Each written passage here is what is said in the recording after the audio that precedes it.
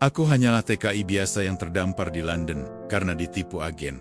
Hari-hariku habis hanya untuk bertahan hidup. Sampai suatu pagi dingin, aku duduk di taman sambil memeluk jaket sobekku, dan seorang wanita tua menghampiri. Aku kira dia akan mengusirku. Tapi ternyata, dia justru menawarkan pekerjaan dan tempat tinggal. Yang tak kusangka, putri semata wayangnya justru jatuh hati padaku. Dan di balik semua ini, ibunya menyimpan masa lalu kelam yang membuatnya membenci pria bule. Siapa sangka, aku justru jadi penebus luka itu. Namaku Rian, usia 29 tahun. Lulusan SMA dari Banyumas. Seharusnya aku bekerja di sebuah restoran Indonesia di London. Sesuai janji agen TKI yang mengurus semua berkas keberangkatanku. Tapi semua janji itu hancur di hari keempat aku menginjak tanah Inggris. Bulan Februari, dinginnya menusuk tulang. Musim dingin belum benar-benar berakhir. Dan aku tidur di halte, dekat South Kensington. Jaketku tipis, dompet hanya berisi beberapa koin pound yang tersisa dari uang makan awal. Setiap malam, aku tidur sambil meringkuk di bangku taman, berharap tak disiram hujan es. Setiap pagi, aku berpura-pura seperti turis nyasar agar tak diusir petugas kota. Hari pertama di London, aku dibawa agen ke flat kecil di daerah Stratford. 2 hari kemudian, orang itu hilang. Nomornya tak bisa dihubungi. Kantornya kosong. Aku baru sadar, aku ditipu. Janji kerja di restoran ternyata cuma umpan. Visa kunjungku tak akan bertahan lama. Dan jika imigrasi tahu aku gelandangan, tamat sudah. 3 hari kemudian, aku kehabisan semua uang. Aku menjual power bank orang India di toko HP bekas dekat Oxford Street. Uang hasilnya aku pakai makan fish and chips murah. Sisanya, koin yang bunyinya jadi lagu paling menyedihkan setiap kali ku tengok dompet. Pernah satu malam, aku menyelinap masuk toilet umum hanya untuk tidur setengah jam di lantainya. Pernah juga aku menahan pipis demi bisa menghangatkan badan di dalam McDonald. Pernah juga, kutemukan selembar jaket bekas di tempat sampah, robek di bagian lengan. Tapi lebih baik daripada kedinginan sampai tubuh menggigil. Dan tetap belum ada satupun kerja yang bisa kudapat. Pagi itu, aku duduk di Taman Hyde Park. Perutku lapar, tanganku dingin. Jaket itu semakin tipis terasa, seperti aku bisa tembus angin. Orang-orang lalu lalang, sebagian melihatku dengan tatapan aneh. Seorang bocah bahkan menarik tangan ibunya dan berkata, "Mumi, he smells," sambil menunjukku. Aku pura-pura tak dengar. Aku benar-benar terlihat seperti gelandangan. Tapi saat aku hampir tertidur di bangku itu, seorang wanita tua berdiri di depanku. Wajahnya tegas tapi tidak menyeramkan. Rambutnya keperakan dan disanggul rapi. Mengenakan mantel wol warna bergondi yang kelihatan mahal. "Apa kau baik-baik saja?" Tanyanya dalam bahasa Inggris berlogat British yang sangat sopan. Aku kaget, lalu spontan berdiri dan menunduk. "I'm fine, ma'am. Thank you." Dia melihatku dari atas sampai bawah, lalu meletakkan sesuatu di sampingku. Sepiring sandwich di dalam kotak plastik. "Aku melihatmu di sini sejak 2 hari lalu. Duduk di bangku yang sama, dengan wajah yang sama." Aku menelan ludah. Tidak tahu harus jawab apa. "Aku tidak akan bertanya siapa kamu, atau kenapa kamu di sini," lanjutnya pelan. "Tapi kalau kamu bisa bantu membersihkan rumahku, dan kamu bisa dipercaya, kamu bisa tinggal di rumahku selama musim dingin ini." Mataku membelalak. Apa aku sedang mimpi? Tawaran semacam itu di kota sebesar London? Dari orang asing? "Maaf ibu, ini serius, serius. Aku tidak bercanda soal rumahku. Aku butuh seseorang untuk bantu. Pekerjaanku banyak, tapi tidak bisa aku pekerjakan sembarangan orang." Aku ingin menangis saat itu juga. Tapi aku menahan. "Nama saya Ryan, Bu. Namaku Eleanor Rowntree." Tangannya terulur. Tanganku gemetar menyambutnya. Bukan karena kedinginan, tapi karena, entah kenapa, hidupku seperti akan berubah saat itu juga. Perjalanan ke rumahnya kami tempuh dengan taksi. Selama perjalanan, aku mencoba bersikap tenang. Tapi perutku melilit, bukan karena lapar, tapi karena gugup. Apa aku akan dijebak? Apa ini penipuan? Tapi wajah Eleanor terlalu kalem. Ia seperti punya wibawa seorang bangsawan. Kami tiba di sebuah rumah. Bata merah 2 lantai di kawasan Notting Hill. Jalanannya sepi, bersih dan senggel. Aku bahkan takut sepatuku menginjak permadani di ruang tamunya. "Mulai sekarang, kamu bisa tinggal di kamar pembantu di belakang dapur," katanya sambil berjalan. Aku hanya bisa mengangguk. "Hari ini kamu istirahat saja dulu. Tapi aku ingin kamu mulai membersihkan lantai. Sudah terlalu lama aku tak naik ke atas." "Iya Bu, terima kasih Bu." Terima kasih banyak, dia menatapku sejenak, lalu berkata, dan satu hal lagi, di rumah ini, kamu tidak boleh menyentuh siapapun tanpa izin, termasuk anakku. Aku tertegun. Anak? Sebelum sempat kutanya Dea sudah naik ke lantai 2 dan menghilang di balik pintu kayu besar. Di bawah, hanya ada aku dan sunyi yang tiba-tiba mencekam. Hari pertama di rumah Mrs. Eleanor Rountree seperti mimpi aneh yang terlalu sunyi. Rumahnya besar dan bersih, tapi tidak seperti rama-rama kaya yang sering kulihat di TV. Ini bukan rumah pamer kekayaan. Ini rumah orang yang benar-benar menjaga martabat dan mungkin juga masa lalu. Kamar tempatku tidur ada di belakang dapur. Cukup nyaman, ada ranjang tunggal, jendela kecil yang menghadap ke taman, dan lemari kecil di sudut. Jauh lebih layak daripada bangku taman tempat aku biasa tidur seminggu terakhir. Sempat tidur siang selama 2 jam penuh tidak terganggu angin malam. Tidak diganggu rasa lapar. Tidak takut petugas imigrasi datang. Dan saat bangun, aku mendengar suara panci dan gelas dari dapur. Kupikir Mrs. Eleanor sedang masak. Tapi ternyata bukan. Seorang wanita muda sedang berdiri di depan kompor, memanaskan sup. Rambutnya coklat gelap, digelung santai, mengenakan sweater warna krem, dan celana panjang high waist. Langsing, anggun, dan terlalu cantik untuk disebut anak dari wanita yang kutemui di taman pagi tadi. Dia menoleh, matanya membulat. Oh, you must be the guest my mother picked up from the park. Aku nyaris tersedak ludah sendiri. Iya, saya, Ryan. Tadi pagi, aku Annabelle. Dia tersenyum.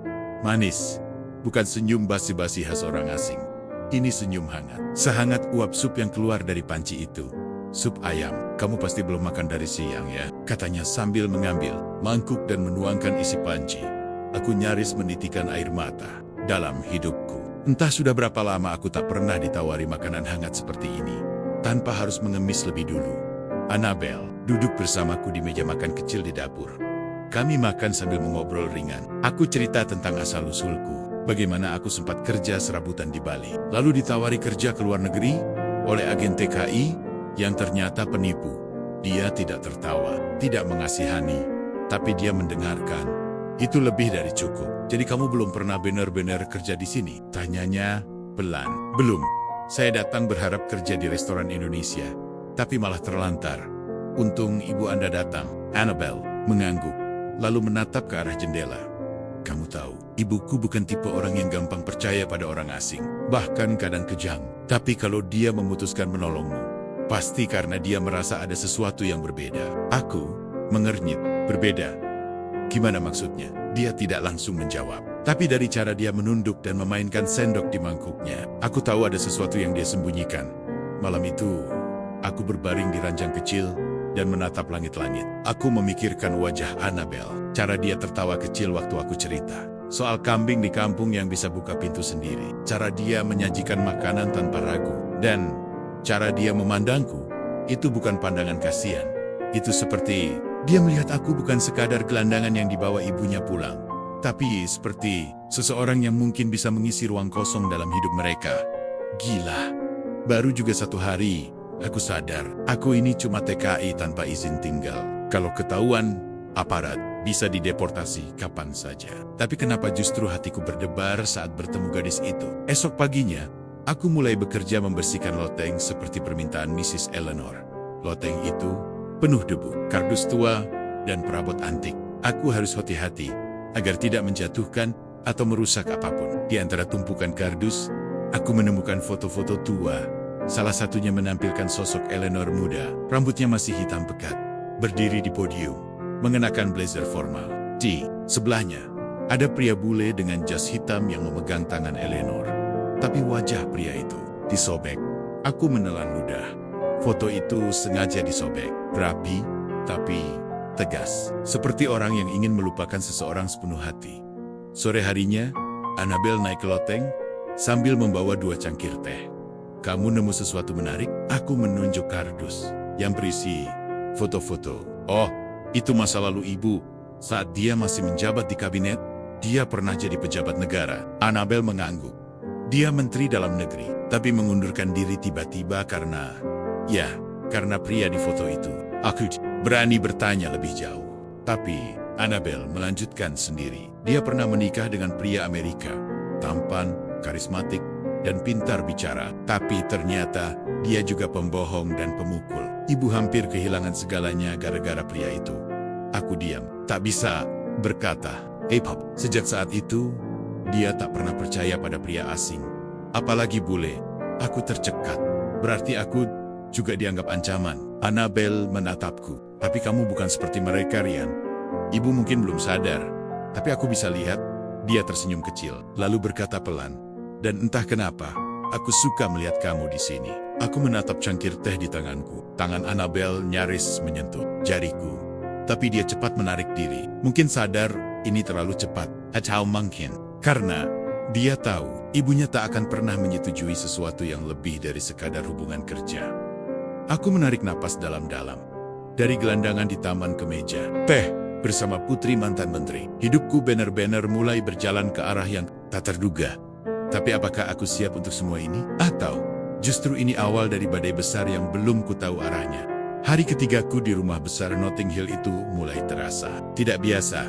Bukan karena mewahnya rumah ini, tapi karena aura tegang yang menyelinap di antara dinding-dinding sepi, aturan-aturan aneh, dan tatapan tajam yang tidak selalu bisa kutebak. Artinya, pagi itu aku bangun sebelum matahari muncul. Alarmku adalah suara langkah kaki Eleanor di lantai 2, lalu bunyi gelas kaca dari dapur. Aku buru-buru cuci muka, dan langsung bekerja membersihkan ruang baca.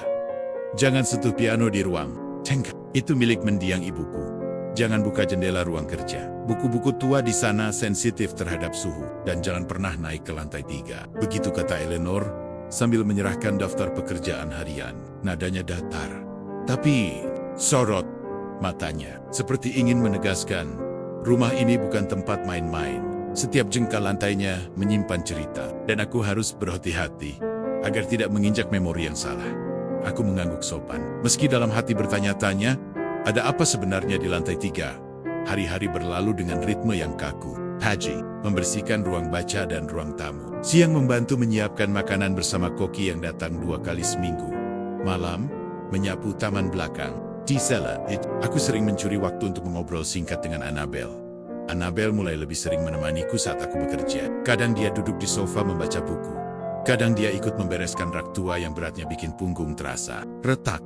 Tapi lebih sering, dia hanya ingin ngobrol. Menurutmu, orang bisa jatuh cinta sama orang yang gak punya masa depan? Aku terdiam waktu dia bertanya begitu. Kenapa nanya kayak gitu? Tanyaku hati-hati. Karena aku capek harus jatuh cinta sama orang yang sempurna tapi palsu. Aku menatap matanya. Tajam, tapi jujur. Ada luka lama yang seperti berbisik lewat nada suaranya. Aku bukan siapa-siapa, Bel. Aku bisa dideportasi kapan aja. Kalau imigrasi tahu aku di sini ilegal. Dia hanya tersenyum tipis. Tapi kamu gak pernah pura-pura. Dan itu cukup buatku. Sayangnya, tidak semua orang di rumah ini sehangat Annabel. Eleanor mulai curiga. Setiap kali dia lewat dan melihat kami terlalu dekat, dia langsung mengalihkan. Pantangan. Kadang dia batuk keras, seolah ingin memberi sinyal. Kadang dia menyuruhku membersihkan ruangan yang sebenarnya sudah bersih. Suatu sore, Eleanor memanggilku ke ruang kerjanya. Di sana, suasana seperti interogasi. Ryan, kamu tahu posisi kamu di rumah ini kan? Aku mengangguk. Saya pembantu, Bu. Dan kamu juga tahu bahwa kamu tidak punya status legal di Inggris? Aku menelan ludah. Saya tahu, Bu. Tapi saya tidak pernah berniat menyusahkan siapapun. Dia memandangi wajahku lama sekali. Aku tidak pernah membenci orang dari manapun, Ryan. Tapi, aku sangat membenci pria yang berpura-pura jadi korban, lalu merusak hidup wanita yang mempercayainya. Aku tahu dia sedang bicara tentang masa lalunya. Tentang pria dalam foto yang kusobek di loteng. Tentang luka yang belum benar-benar sembuh. Annabel bukan perempuan yang bisa kau mainkan. Dia rapuh. Walau dia tak pernah menunjukkannya. Aku berdiri tegak. Saya tidak akan menyentuhnya, Bu.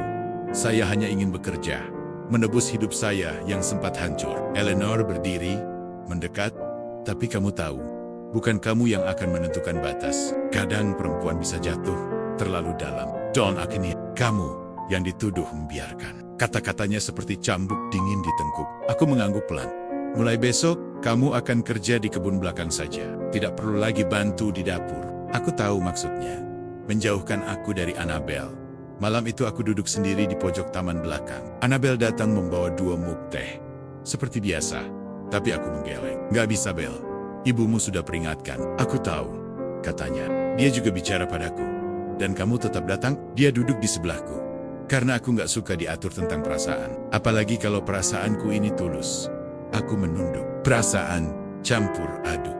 Takut, bersalah, terharu. Ini nggak akan mudah, kataku. Dia menatapku. Matanya berair. Emang hidup kamu pernah mudah, Rian? Aku tersenyum lirih. Enggak. Tapi kali ini, rasanya aku nggak sendiri. Sejak saat itu, aku tahu. Bukan cuma rumah ini yang besar dan penuh aturan, tapi juga perasaan yang mulai tumbuh diam-diam. Yang bisa akan segera meledak seperti bom waktu. Eleanor tidak akan tinggal diam. Dan aku mungkin tidak akan punya tempat lagi di rumah ini jika kebenaran akhirnya meledak di depannya. Tapi apa aku akan mundur? Atau justru bertahan dan siap menerima luka demi orang yang membuatku merasa hidup kembali? Aku tak pernah menyangka kalau sebuah rumah yang kelihatannya damai bisa terasa seperti medan perang. Bukan karena suara senjata atau ledakan, tapi karena setiap langkah di dalamnya harus hati-hati, seolah ada ranjau tersembunyi bernama perasaan yang dilarang. Sejak Eleanor memindahkanku ke bagian kebun belakang, aku lebih banyak sendirian. Setiap hari aku mencabuti rumput, memangkas semak, dan membersihkan taman bunga yang jarang disentuh. Kupikir awalnya ini akan membuatku tenang, tapi ternyata justru makin berat. Karena satu hal, aku rindu Annabelle. Dulu dia sering duduk di dapur, ikut bantu potong sayuran, atau sekadar menontonku saat menyapu. Sekarang, kami seperti dua orang di dunia berbeda, hanya terhubung oleh jendela dan pandangan singkat yang tak bisa disampaikan lewat kata-kata. Sampai suatu sore, hujan turun deras. Aku masih di taman, bersihkan lumut dari pinggiran kolam kecil. Tiba-tiba terdengar langkah kaki cepat di teras. Suara payung dibuka dengan kasar. Lalu suara yang sangat kukenal. Rian, masuk ke dalam. Kamu bisa sakit. Aku menoleh. Annabelle berdiri di bawah payung besar.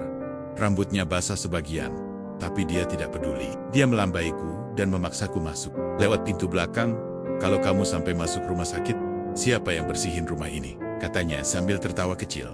Tapi matanya serius. Aku ikut tertawa, walau agak gugup. Ibumu bisa marah kalau tahu kamu ngomong sama aku. Annabelle mengangkat bahu. Dia nggak akan tahu, kecuali kamu cerita. Aku diam. Lalu dia menatapku lama. Rian, aku nggak tahan terus pura-pura cuek. Aku ingin kita ngobrol kayak dulu. Lagi makan bareng, ngopi bareng, ketawa bareng. Aku menelan ludah. Tapi kamu tahu posisi aku kan? Aku bukan siapa-siapa. Dan hubungan ini nggak akan pernah disetujui ibumu. Tahu, justru karena itu aku marah. Kenapa aku harus tunduk sama masa lalu orang lain? Kenapa aku harus hidup dengan trauma yang bukan aku yang buat? Kata-katanya seperti hujan yang tiba-tiba mengguyur perasaan yang selama ini aku tahan. Kami duduk di ruang laundry, satu-satunya tempat yang jarang dipakai Eleanor. Di sanalah kami mulai terbuka. Annabelle cerita kalau sebenarnya dia sudah lama tidak tinggal di rumah ini. Ia dulu kerja di Skotlandia sebagai arsitek interior. Tapi setelah ibunya jatuh sakit 2 tahun lalu, dia memutuskan pulang dan tinggal kembali di London. Sejak papa meninggal, ibu selalu hidup dalam ketakutan. Dia nggak percaya sama siapapun, bahkan ke aku. Aku mengangguk pelan. Tapi kamu nggak takut ibumu akan semakin benci kalau tahu kamu dekat sama aku? Annabelle tersenyum lelah. Dia memang punya luka lama, tapi luka nggak akan sembuh kalau kita terus menyembunyikannya. Aku mengusap wajahku yang masih basah sisa gerimis tadi. Perasaan dalam dadaku campur aduk, antara kagum, takut, dan teramat sangat jatuh hati. Hari-hari berikutnya, kami semakin dekat tapi dengan sembunyi-sembunyi. Setiap pagi, aku pura-pura sibuk di taman. Lalu jam 4 sore, saat Eleanor biasanya tidur siang, Annabelle akan membawakan 2 cangkir kopi dan duduk di bangku taman bersamaku. Kami ngobrol soal banyak hal. Masa kecil, mimpi, kegagalan, bahkan hal konyol seperti film Indonesia yang pernah dia tonton dayam-dayam saat kuliah. Aku suka film ayat-ayat cinta, katanya sambil tertawa. Serius? Tanyaku tak percaya. Iya, aku nggak ngerti semua bahasanya, tapi aku nangis pas adegan istrinya sakit. Aku cuma bisa tertawa geli. Siapa sangka, wanita seberkelas dia bisa suka film seklasik itu. Tapi itulah Annabelle, di balik kulit putih dan gaya bicara Inggrisnya yang cerdas, dia punya hati yang hangat dan sederhana. Tapi pelan-pelan, kebersamaan kami mulai tercium. Sore itu, saat kami sedang tertawa di taman, Eleanor berdiri di balkon lantai 2. Diam, menatap kami lama. Wajahnya tak bisa dibaca. Malamnya, aku dipanggil ke ruang kerjanya lagi. Rian, kamu pikir aku bodoh? Aku hanya diam. Kamu pikir aku tidak tahu? Anakku mulai dekat denganmu. Aku menggeleng. Saya nggak berniat. Cukup, pencet. Pertama kalinya dia bersuara sekeras itu. Dengar baik-baik. Aku tidak akan membiarkan sejarah berulang. Kamu mungkin pria baik, tapi kamu juga pria yang datang dari dunia yang tidak kukenal. Dunia yang bisa melukai anakku. Aku merasa tenggorokanku tercekat. Saya hanya ingin hidup tenang, Bu. Saya nggak pernah niat opo-opo ke Annabelle, tapi dia menatapku tajam. Kalau kamu masih punya harga diri, tinggalkan rumah ini. Sekarang, aku keluar dari ruangannya dengan langkah gemetar. Di ujung lorong, Annabelle berdiri. Dia menatapku dengan mata sembab. Ibu menyuruh, kamu pergi, ya? Aku mengangguk. Annabelle menggigit bibirnya. Kamu akan pergi? Aku menatapnya lama. Jantungku berdebar, dan hatiku hancur. Kalau aku pergi, bukan karena aku ingin, tapi karena aku menghormati ibumu. Air mata mengalir di pipi Annabelle. Rian, jangan. Aku tak langsung pergi malam itu. Kupikir, setidaknya aku bisa pamit baik-baik ke Annabelle besok pagi, sebelum aku benar-benar meninggalkan rumah besar itu. Tapi pagi yang kutunggu justru datang lebih cepat dan jauh lebih kacau dari dugaanku. Sekitar pukul 5, saat kabut masih menggantung di luar jendela, pintu kamarku diketuk keras. Aku melompat dari tempat tidur. Saat kubuka, Eleanor berdiri di sana. Wajahnya pucat, tapi bukan karena takut, melainkan karena luka yang akhirnya meletus turun ke ruang tamu. Sekarang, katanya dingin. Aku menuruti. Di bawah, Annabelle sudah duduk di sofa. Matanya sembab, rambutnya belum disisir. Sepertinya, malam tadi dia pun tak bisa tidur. Bicara sekarang, perintah Eleanor sambil berdiri mematung di depan kami. Selesaikan semuanya di sini. Jangan lagi main belakang. Annabelle berdiri. Ibu, duduk, potong Eleanor. Tajam. Aku ingin dengar dari Rian. Apa maumu sebenarnya, uang, tempat tinggal, status, atau anakku? Aku merasa ditampar, padahal belum satu pun tangan menyentuhku. Saya nggak minta apa-apa. Jawabku tenang. Saya datang ke London karena mimpi, Bu. Tapi saya hancur. Dan ketika tidak punya opo-opo lagi, Ibu datang, kasih saya tempat. Saya bersyukur, sangat. Tapi saya nggak pernah bermaksud menyakiti siapapun. Eleanor menatapku tajam. Lalu, kenapa kau mendekati Annabelle? Aku menghela napas, menoleh ke arah Annabelle. Saya nggak mendekatinya. Kami saling temukan satu sama lain. Cukup dengan jawaban puitis itu, Ryan. Aku sudah melihat semuanya. Kalian pikir aku buta? Ruangan jadi tegang, seperti ada tali yang ditarik terlalu kencang dan sebentar lagi akan putus. Annabelle berdiri. Bu, dengar dulu. Tidak, kamu pikir kamu lebih tahu? Kamu pikir cinta bisa menyelamatkanmu dari semua yang pernah kulalui? Eleanor mulai meninggi suaranya. Matanya mulai berkaca-kaca. Dulu aku juga berpikir seperti itu. Aku juga pernah jatuh cinta pada pria yang katanya penuh kasih, tampan, pintar, orang Amerika. Dia menghela napas panjang, lalu menatapku lurus-lurus. Namanya Gregory. Dia datang saat aku sedang berada di puncak karier. Menteri termuda kala itu, dia menulis puisi, memes, makan malam, membawakan bunga ke kantorku. Semua orang iri padaku. Eleanor duduk perlahan. Tangannya gemetar. Suaranya mulai lirih, seperti sedang membaca kembali catatan masa lalunya. Tapi di balik semua itu, dia punya sisi gelap. Dia manipulatif. Dia mulai mengatur keuangan, jadwal, bahkan siapa saja yang boleh bertemu denganku. Dia menghancurkan kredibilitasku pelan-pelan. Dia memukul sekali. Aku diam. 2 kali. Aku menutupinya dengan makeup. Kali ketiga, aku melapor. Tapi dunia tidak percaya karena aku menteri dan dia pria terhormat. Ruangan jadi sunyi. Sendiri terasa berdosa kalau terdengar. Annabelle menatap ibunya dengan mata berkaca-kaca. Bu, aku nggak pernah tahu sedalam itu. Tentu kamu nggak tahu. Karena kamu masih terlalu kecil waktu itu. Eleanor menoleh padanya. Wajahnya berubah pelan. Kamu tahu kenapa aku mundur dari kabinet? Karena berita-berita itu, karena mereka pikir aku istri yang tak bisa kendalikan rumah tangga. Padahal, aku korban. Eleanor menoleh padaku lagi. Dan kamu datang dari dunia yang juga asing buatku. Bukan karena ras, bukan karena kamu dari Asia, tapi karena aku sudah kehilangan kepercayaan pada semua yang datang dari luar dunia kecilku. Saya mengerti, Bu, dan saya nggak marah mendengar semua ini. Bagus. Maka sekarang, pergi sebelum anakku jatuh lebih dalam. Sebelum sejarah berulang, aku berdiri pelan. Langkahku berat. Tapi kata-kata Eleanor bukan sekadar perintah. Itu jeritan luka yang belum pernah sembuh. Annabel mencoba menahanku. Tolong, jangan. Aku hanya bisa menatapnya sambil menahan napas. Maaf, bisikku. Aku harus pergi. Untuk sekarang. Dia mengejarku sampai pintu. Kamu akan kembali? Tanyanya putus asa. Aku tak menjawab, karena aku sendiri tak yakin akan punya tempat untuk kembali. Hari itu aku tinggalkan rumah itu, dengan satu tas kecil berisi baju seadanya, dan selembar surat yang kutinggalkan di dapur. Isinya hanya satu kalimat, terima kasih, telah mengizinkan aku bermimpi sejenak, di rumah yang ternyata menyimpan lebih dari sekadar hantu masa lalu. Aku kembali ke bangku Taman Hyde Park, tempat semuanya dimulai. Tapi kali ini, anginnya lebih dingin. Bukan karena cuaca, tapi karena aku tahu seseorang di balik dinding bata merah itu menangis dalam diam. Seperti ibunya pernah menangis bertahun-tahun lalu. Sudah 3 hari sejak aku meninggalkan rumah Eleanor. 3 hari yang terasa seperti kembali ke titik nol. Aku kembali tidur di halte bus yang sama, membungkus tubuh dengan jaket yang kini terasa lebih tipis, dan menatap lampu jalanan London yang tak pernah banner-banner ramah bagi orang seperti aku. Kupikir semua akan selesai, bahwa pergi adalah bentuk pengorbanan yang paling masuk akal. Aku menyelamatkan Annabel dari potensi luka baru, dan membiarkan Eleanor tetap menggenggam dunia kecilnya yang aman. Meskipun penuh trauma, tapi aku salah.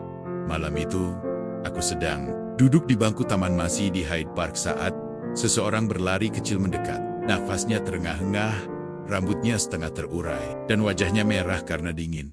Annabel, aku tahu kamu bakal balik ke sini, katanya sambil meletakkan tas kecil di sampingku. Kamu memang selalu memilih tempat ini untuk menenangkan diri.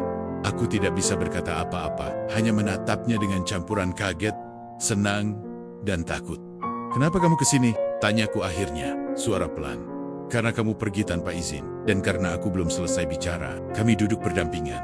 Lama, tak ada suara selain tiupan angin yang menggoyang daun-daun kering. Aku baca suratmu, katanya.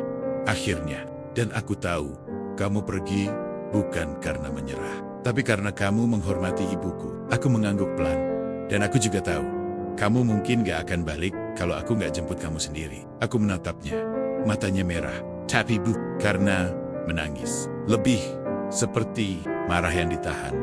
Aku muak harus hidup di bawah bayang-bayang masa lalu ibu, katanya. Aku tahu dia terluka, aku tahu luka itu dalam, tapi selama ini, aku juga hidup dalam trauma yang dia wariskan. Aku menelan ludah. Annabel, enggak, dengar dulu. Ibu selalu bilang dia melindungiku. Tapi nyatanya, dia cuma mengunci hatinya dan menaruh semua ketakutan itu ke aku. Setiap pria yang dekat denganku harus diuji, dicurigai, bahkan dijatuhkan. Dan kamu orang pertama yang jujur, yang gak punya apa-apa, tapi juga gak pura-pura. Aku hanya bisa terdiam. Annabel menatapku serius. Aku bilang ke ibu, kalau dia nggak bisa menerima kamu, maka mungkin aku yang harus pergi. Jangan, Bel, potongku cepat. Dia ibumu, dan kamu pikir aku sanggup melihat kamu terlunta-lunta demi menyenangkan dia. Aku menggeleng, tapi hatiku terasa sesak. Karena baru kali ini dalam hidupku, ada seseorang yang benar-benar ingin memperjuangkan aku. Dia butuh waktu, kataku akhirnya. Aku bisa tunggu, tapi kamu jangan pergi dari rumahmu. Kamu sudah kehilangan cukup banyak. Annabel menggenggam tanganku. Aku cuma gak mau kehilangan kamu juga. Kami kembali ke rumah malam itu. Tapi bukan melalui pintu depan. Annabel membawa aku lewat pintu taman, langsung ke dapur. Dia menyuruhku duduk, lalu menuangkan teh panas ke dalam cangkir keramik tua. Suasana hening, lalu langkah kaki Eleanor terdengar turun dari lantai 2. Dia berdiri di ambang pintu dapur. Matanya memandangi kami berdua. Tapi tak ada kemarahan kali ini. Hanya tatapan letih dan pasrah. Jadi, kamu kembali, katanya padaku. Aku berdiri pelan. Kalau ibu keberatan, saya bisa pergi lagi. Saya datang hanya untuk... Eleanor mengangkat tangan, menyela. Aku tidak akan bisa menghentikan Annabel. Kalau dia sudah memutuskan sesuatu, dia mewarisi keras kepalaku. Annabel tersenyum tipis. Akhirnya, ibu mengaku juga. Eleanor duduk di kursi berseberangan. Tangannya meraih cangkir teh yang belum disentuh. Kamu tahu kenapa aku keras? Rion, tanyanya pelan. Karena dunia ini terlalu mudah menginjak perempuan yang terlalu lunak. Aku membesarkan Annabel dengan keras, agar dia tidak jadi sepertiku, yang dulu terlalu mudah percaya. Aku mengangguk.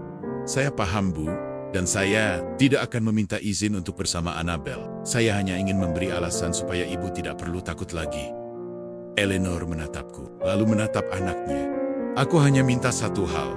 Jangan jadikan cintamu sebagai pelarian. Cinta yang lahir dari rasa kasihan hanya akan bertahan sementara. Annabel menjawab tegas, aku mencintainya bukan karena kasihan, tapi karena dia satu-satunya orang yang bisa membuatku merasa dilihat, bukan diatur.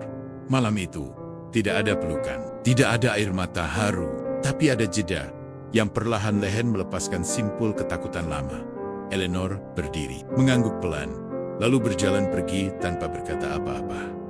Tapi Komi tahu, itu bukan penolakan, itu cara dia memberi ruang dengan caranya yang dingin, namun penuh beban masa lalu. Keesokan paginya, aku kembali bekerja di kebun, tapi kali ini, Annabel menyusulku dengan 2 gelas jus jeruk, bukan teh. Dia tersenyum sambil menyodorkannya. Ibu bilang, kamu boleh tinggal selama kamu masih mau bantu bersih-bersih. Kedengarannya seperti lampu hijau yang penuh syarat. Yang penting lampunya hijau kan? Jawabnya sambil duduk di sebelahku. Aku menatap langit London yang mendung. Tapi untuk pertama kalinya sejak aku datang ke kota ini, aku merasa langitnya tidak terlalu berat. Aku kira badai sudah berlalu. Setelah malam di dapur itu, suasana di rumah mulai terasa ringan. Eleanor memang masih menjaga jarak, tapi setidaknya dia tak lagi mengusirku dengan tatapan tajam atau perintah sini. Annabel pun tak lagi harus menyelinap hanya untuk sekadar duduk bersamaku di taman. Tapi hidup, seperti biasa, tak pernah memberi jeda terlalu lama sebelum ujian baru datang. Seminggu setelah semua mulai membaik, aku menerima pesan dari seseorang yang tak pernah kuduga akan menghubungiku lagi. Pak Joko Teman sesama TKI, yang sempat ku kenal saat masih di Jakarta. Sebelum berangkat, Rian, aku dapat info lowongan kerja resmi buat TKI di Birmingham. Legal, proses cepat, tinggal kamu datang interview langsung. Mereka butuh orang jujur dan punya pengalaman kerja tangan. Ku tawarin kamu duluan, karena ku ingat kamu orang paling tahan banting. Aku menatap pesan itu lama. Tangan ini ingin langsung balas ya. Siapa yang tak ingin kerja legal di Inggris? Siapa yang tak ingin akhirnya lepas dari status gelap dan terus sembunyi? Tapi hatiku menoleh ke arah dapur. Annabel. Keesokan harinya, aku duduk bersamanya di bangku taman, membolak-balik pesan dari Pak Joko tanpa sadar. Wajahku pasti terlihat gelisah, karena Annabel menatapku curiga. Ada yang mau kamu omongin? Tanyanya. Aku mengangguk pelan. Ada, tawaran kerja resmi. Di Birmingham bangunan dan kebun. Gajinya lumayan, legal. Tapi, jauh. Annabel terdiam. Misalnya, Mehmet, berarti kamu harus tinggal di sana. Minimal kontrak setahun, dia mengangguk pelan. Tidak langsung menjawab. Tapi aku bisa lihat bibirnya gemetar. Kamu harus pergi ya. Aku menarik napas panjang. Aku nggak tahu harus pilih yang mana. Di satu sisi, ini bisa jadi jalan keluar dari hidup sembunyi-sembunyi. Tapi di sisi lain, aku takut ninggalin kamu. Takut kamu ngerasa ditinggal. Annabel tersenyum, meski matanya basah. Rian, aku bukan anak kecil. Kalau punya kesempatan untuk hidup lebih baik, ambil. Aku nggak akan menahan kamu. Tapi, aku takut kamu hilang saat aku pergi. Kalau kamu takut kehilangan aku, kamu gak pernah bener-bener punya aku. Kata-katanya seperti peluru pelan, tapi menusuk dalam. Tapi bukan karena dia marah, justru karena dia dewasa. Dan disitulah rasa sayangku makin dalam. Malamnya, Eleanor memanggilku ke ruang kerja. Kali ini bukan untuk mengusir, tapi untuk bicara sebagai dua orang dewasa. Annabel cerita soal tawaran kerja itu. Aku mengangguk, tak bisa berkata apa-apa. Pergilah Rian. Aku menatapnya kaget. Serius Bu, dia mengangguk. Aku mungkin belum sepenuhnya memaafkan dunia, tapi aku bukan orang kejam. Kalau aku bisa pilih masa depan yang lebih baik untuk seseorang, maka aku akan memilih yang terbaik. Aku hampir tak percaya mendengarnya. Kalau kamu laki-laki, jujur, seperti yang kukira, maka kamu akan kembali saat waktunya tepat. Dan kalau tidak, Annabel akan tahu sejak awal bahwa kamu memang bukan orang yang tepat. Hari kepergianku datang juga. Kami bertiga, aku, Annabel, dan Eleanor berdiri di depan pintu rumah. Bukan upacara haru penuh pelukan, tapi cukup, bahkan terlalu berharga. Annabel menggenggam tanganku kuat. Aku nggak janji akan menunggumu, seperti di film. Tapi aku janji, aku akan terus jadi diriku sendiri. Dan kalau kamu kembali, Aku ingin kamu kembali sebagai Ryan yang tetap rendah hati dan utuh. Aku tertawa kecil, menahan perih di dada. Aku nggak janji akan jadi orang kaya atau sukses besar. Tapi aku janji, aku akan pulang bukan cuma dengan tangan kosong. Kami saling diam. Lalu Eleanor menyodorkan sesuatu ke tanganku. Kecil, tipis, dengan lambang seekor burung di ujungnya. Kartu pos tua. Itu kartu yang kubeli di masa paling gelap hidupku. Tapi tak pernah kukirim. Hari ini, aku kirim lewat kamu. Aku membukanya perlahan. Di dalamnya hanya satu kalimat, yang pergi tidak selalu lari. Kadang dia hanya butuh tempat untuk kembali. Aku naik kereta ke Birmingham dengan dada penuh campuran. Bahagia karena diberi kesempatan. Sedih karena meninggalkan seseorang. Tapi juga karena aku tahu, untuk pertama kalinya dalam hidupku, aku tak hanya melarikan diri dari kenyataan. Aku sedang menuju tempat yang akan membuatku cukup layak untuk kembali dan memperjuangkan yang paling berharga. Rumah dan cinta. 1 tahun berlalu sejak aku tinggalkan rumah itu. Aku hidup di Birmingham, bukan sebagai TKI gelap yang tidur di halte, tapi sebagai pekerja legal di perusahaan taman lanskap. Awalnya kupikir pekerjaan ini hanya tentang rumput dan batu bata. Tapi ternyata, ini tentang menata ulang sesuatu yang dulu terlihat berantakan, menjadi sesuatu yang layak dilihat, dan bahkan bisa membuat orang tenang, seperti hidupku. Aku menyewa kamar kecil di pinggir kota. Gajiku cukup untuk makan, menabung sedikit, dan mengirim sebagian ke orang tuaku di kampung. Dan yang terpenting, aku hidup tanpa sembunyi, tanpa takut ditangkap imigrasi, tanpa harus tidur sambil memeluk tas karena takut dirampok. Annabel, kami masih saling berkabar. Kadang lewat email, kadang video call singkat saat dia sedang menunggu. Pesanan kopi di kafe, kadang hanya pesan pendek. Hari ini dingin banget. Kamu jaga kesehatan ya. Tapi aku tahu, di balik kalimat-kalimat ringan itu, ada sesuatu yang tetap sama. Perasaan itu tidak pergi.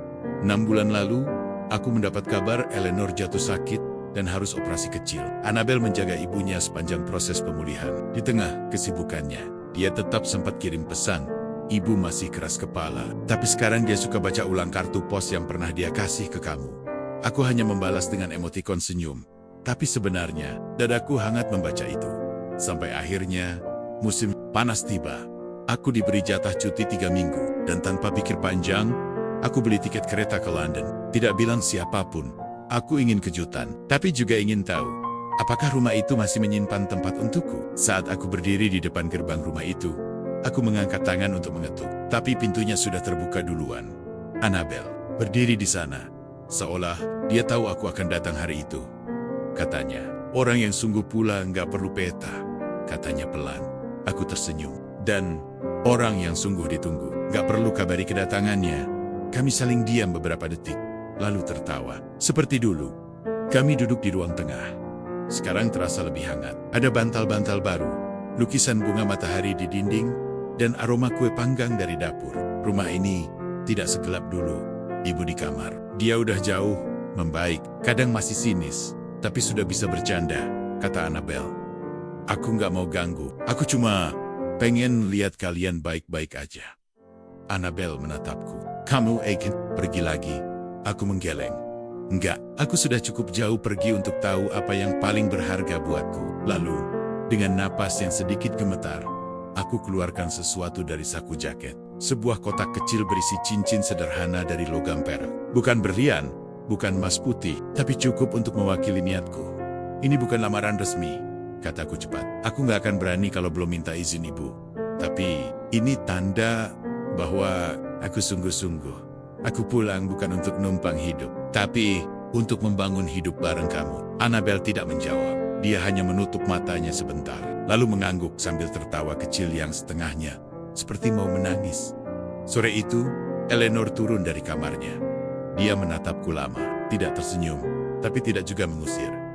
Aku dengar kamu bawa cincin, katanya. Aku langsung berdiri. Bu, saya belum. Saya cuma tenang, katanya datar. Aku cuma ingin tanya satu hal. Kamu masih tetap orang yang sama, yang dulu ku kasih sepiring sandwich di taman? Aku mengangguk mantap. Saya masih orang itu, Bu. Cuma sekarang, saya punya alasan lebih besar untuk terus jujur. Eleanor menatapku lama, lalu berjalan ke arah dapur. Kalau begitu, bantu aku bikin teh. Kamu tahu di mana gulanya, kan? Aku menatap Annabel. Dia tersenyum dan berbisik. Itu ia versi ibu. Malam itu kami makan malam bersama. Tak ada pesta, tak ada ucapan manis berlebihan, tapi hangatnya melebihi jamuan kerajaan. Dan saat aku menatap dua perempuan itu di meja makan, yang satu pernah menyelamatkanku dari jalanan, dan satunya lagi menyelamatkan hatiku dari hancur. Aku tahu, aku bukan lagi gelandangan, bukan juga cuma tamu, tapi bagian dari rumah yang dulu menakutkan, dan kini jadi tempat aku pulang. Dan jika nanti orang bertanya siapa aku sebenarnya, aku akan jawab, aku laki-laki biasa yang sempat tidur di bangku Taman Hyde Park. Tapi kini, aku calon suami dari anak mantan Menteri Inggris. Dan cinta membuktikan bahwa status bukan apa-apa, selama hati tetap berani melangkah.